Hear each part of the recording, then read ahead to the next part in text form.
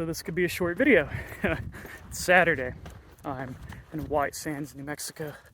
I've been hiking for what seems like an eternity, trying to get away from these footprints.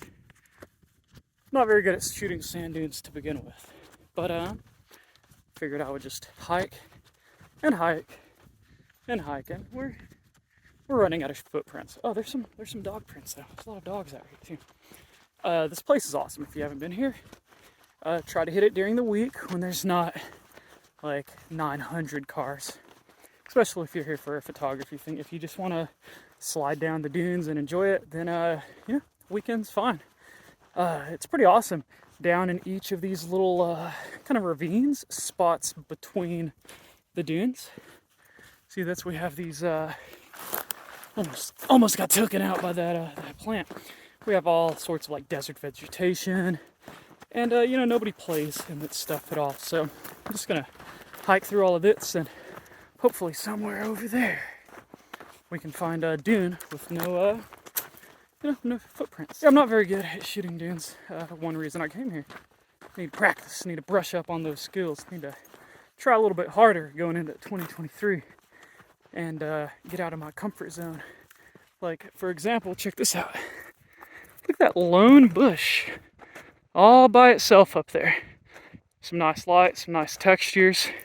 If I wasn't so obsessed with super close-up wide-angle shots, that'd make a pretty photo all by itself. So, but yeah, anyway, I've rambled on at the beginning of this for far long enough, so let's see what we can find. It's the end of October right now. Be golden hour here in about 20 minutes. And like I said, there's really great desert vegetation in between each of these big dunes. And I understand the dunes should probably be the subject of your photo, like a big, nice zoom shot. One of these dunes out there with great texture, great lighting. That would be a beautiful shot, but I would really love one of these yucca or barrel cactus just right up front and center. Some dunes, some lines in the sand. Maybe those mountains. I don't think I'm gonna find a barrel cactus out here.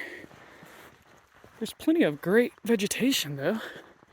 It'd also be awesome to see like a rattlesnake just curled up on one of these. Again, I doubt we're gonna find that. We have hiked far enough though. We're running low on footprints. And we still have an hour before that sun hits the horizon, or hits the top of that mountain at least.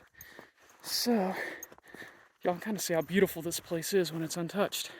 I've had some phenomenal luck the last couple locations, just hopping in the car, driving for 8 hours, throwing the tripod down and finding a frame. I've been very lucky. This place is, I don't know, sand dunes in general. Just not good at it. There's so many subjects. What am I supposed to point my camera at? This is really pretty though. Sun's about 30 minutes now before it finally hits this mountain. And yeah, we're no footprints. So we're heading in the right direction. If I could find one of these small yuccas, I'd like that. I framed up one earlier and it just wasn't gonna happen. We also have some stuff on the top of some of these dunes, and the sand is way harder than some of the other places I've been, so it's really easy to hike up.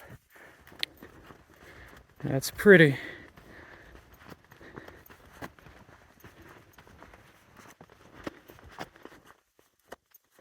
All right, so I could wander around for the next 30 minutes and try to find an interesting frame. I was kind of hoping for a bunch of layers and shoot it with the 600. Just can't put the wide angle down. I'm sorry guys, I'm having a really hard time putting this lens down. Like in the last couple videos, if you're here for the photography, I'll kind of show you my setup. I'm on the Laowa. This is the 15mm 2.0. It's an all manual lens. I have the Nisi. So I had a Nisi polarizer and I broke it. In Horseshoe Bend. So what I have up here right now, that's the Polarizer Plus ND. Usually on a tripod most of the time anyway, so it doesn't matter that much, but hey, and then just the A7R4, and hey, Peak Design, gets a lot of hate from the big boys. But this little tripod, I'm telling y'all, if you've watched any of my time lapses from 2022, any of them, any condition, any weather, any location, on top of the truck, on the ground, uneven ground, every single one of them, even the ones that I've shot for almost 24 hours, on this little tripod, on this little Peak Design tripod. I wish it was a little heavier. I know that's the point, is that it's light. My favorite thing is that it just folds up so stinking small. The Hummer is big, but like I really have to be conscious about what I bring. There's really not that much room in there, especially if you try to shove 2 people in that thing and 2 people's gear. Oh, you're gonna have a hard time. You're gonna have a bad day, bad couple days. But yeah, like I said, I could hunt all of these dunes for a better frame. Maybe I'll find one, maybe I won't. At least right here, I'm gonna come home with, you know, an okay shot. I have this really great line that just carves over to the right.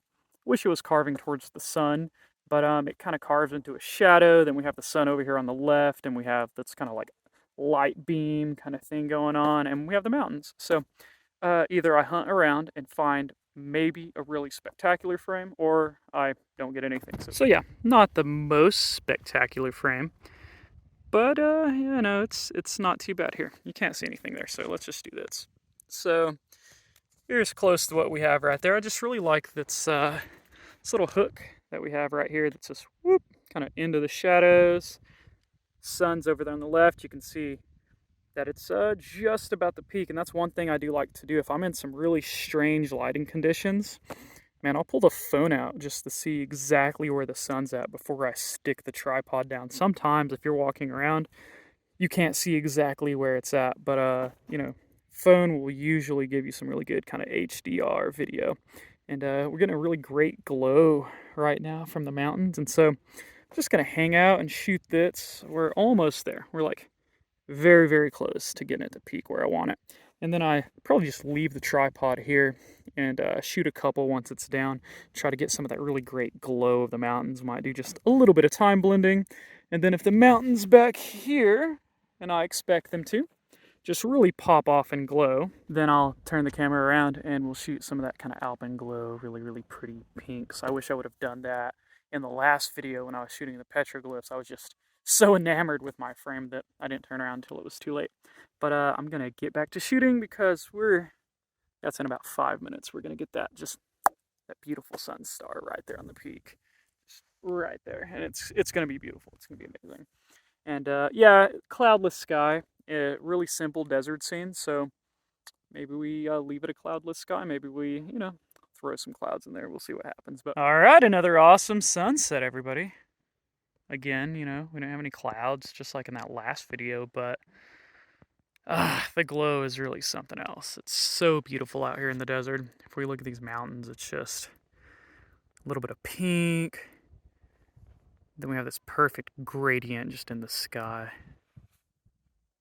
It's really, really good. So, even though we didn't have any clouds, pretty happy with it. This is great conditions. It's not windy at all, and you would actually think that wind would be terrible to photograph the sand dunes, which it is. It's absolutely horrible. It gets everywhere. This tripod was ruined the very first day I got it because I went out to kind of a local sand dune-ish place back home, but it makes the most spectacular photos. This was a kind of short video. There wasn't a whole bunch of information or payoff, but again, this is White Sands, New Mexico.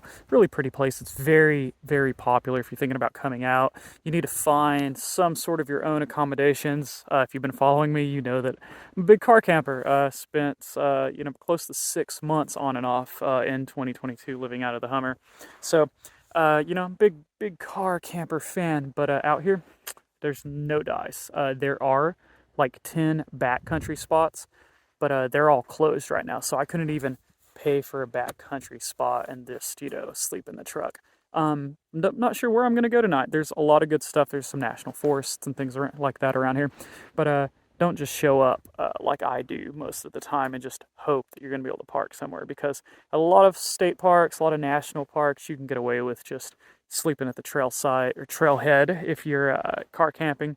But they're going to kick us out here about 8 o'clock. So it's getting dark, and so I think I'm going to wrap the video up right there. I'm going to wander around, like I said, maybe try to find the blue hour shot or something like that. But I'm going to just go ahead and wrap the video up. I have been rambling along far too long in this very, very short impromptu video. If you want to see the final edit, the final shot from today, just follow along at Tony Maples Photography. If you have any gear questions or any questions at all about car camping or gear or locations or anything, shoot me a DM over there on Instagram. I'm very responsive to those. But anyway, thanks for watching, and we'll see you next time.